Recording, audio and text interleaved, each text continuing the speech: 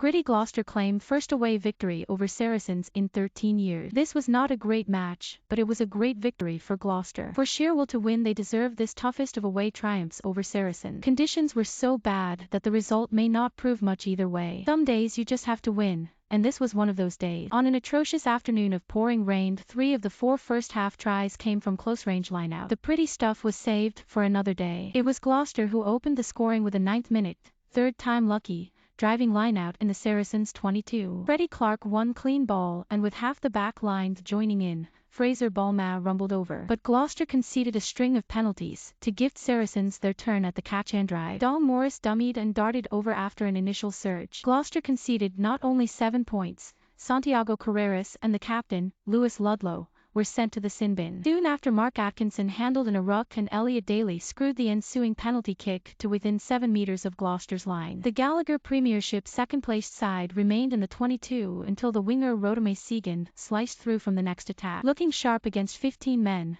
he was unstoppable against 13. But Carreras returned from his yellow card and hassled Maro Itoje from the restart, as the former Saracen Jack Singleton crossed with the weather worsening. By the time Adam Hastings converted expertly from touch, Ludlow was back on the field, and somehow Gloucester were only behind by 2 points. Another relentless line-out drive, as the momentum and penalties swung the visiting side's way, led to a yellow card for Mako Vunipola, but Gloucester were unable to take advantage, with Jamie George kicking Saracens clear. Back came Gloucester, but again their lineout was repelled. They were only 14-12 behind at halftime, but had come away with only 1 try from 5 attempted lineout drives. These are not usually the sort of statistics required to win in North London, for all the narrowness of the scoreline and a one-man advantage to start the second half. When Gloucester were awarded a penalty in front of the posts in the 52nd minute, Hastings kicked for points rather than position, and Gloucester were in front for less than a minute. Immense pressure from the restart led to Charlie Chapman being charged down by Theo McFarland, the replacement, scoring within a minute of taking the field. Now 4 points behind instead,